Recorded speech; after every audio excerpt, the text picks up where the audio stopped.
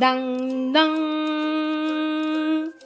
S'informa als pacients que estan esperant el seu torn que la doctora Ramos i la doctora Borràs tanquen una estoneta la seva consulta, ja que és hora d'anar a dinar. Que no, és una broma. Entreu a la nostra consulta. Avui coneixerem l'aparell digestiu i l'aparell excretor, els que ens permeten fer la funció de nutrició per a alimentar-nos i poder créixer sans i forts. Els éssers humans, igual que tots els éssers vius, necessitem alimentar-nos per a poder créixer. Sabies que la digestió comença a la boca i que les dents tenen un paper fonamental? Les persones tenim dos denticions al llarg de la nostra vida. La primera són les dents de llet, que comencen a eixir entre els 4 i els 7 mesos de vida. Aquestes dents duren fins als 6 o 7 anys, quan el ratoncito Pérez ve a per elles. Aleshores ens cauen i les canviem per les dents definitives. Les dents definitives s'han de cuidar molt bé, ja que s'han de durar tota la vida. Per això és convenient rentar-se-les bé 3 vegades al dia. A més, els glopejos de fluor que fem al col·le ens ajudaran a que estiguen fortes i no agafen càries.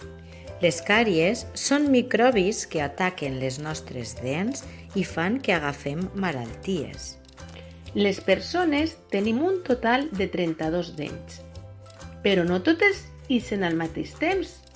La dentadura completa no la tenim fins l'adolescència. Vols conèixer el nom de les diferents classes de dents? Les dents incisives són les que serveixen per a tallar. Són les que usem quan mosserem una poma.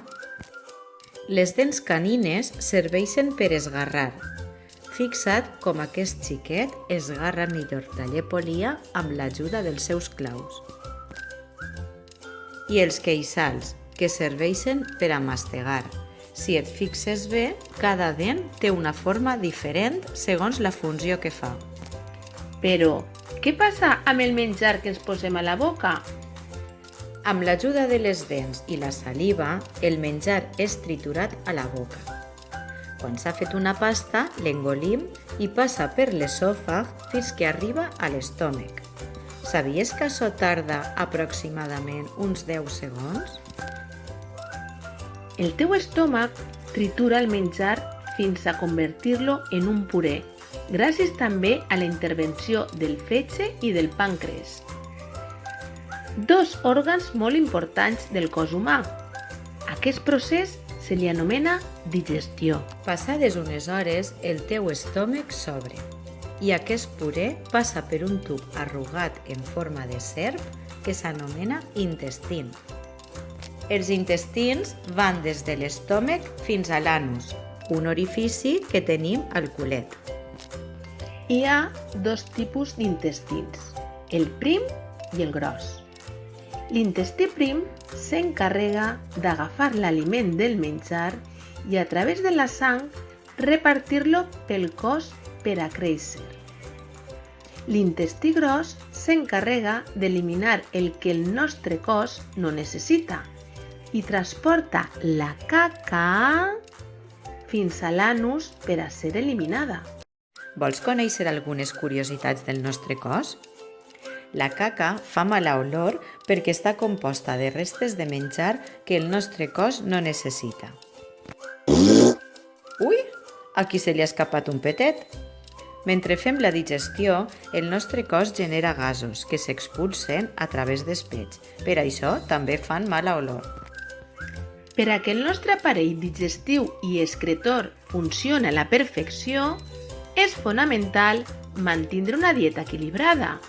Si no ho fas, estaràs estrenyit i tindràs mal de panxa. La fruita i les verdures, beure molta aigua i fer esport t'ajudaran a fer la digestió millor. El nostre cos, un conjunt d'òrgans que funciona a la perfecció i que hem conegut a la consulta de la doctora Ramos i la doctora Borràs.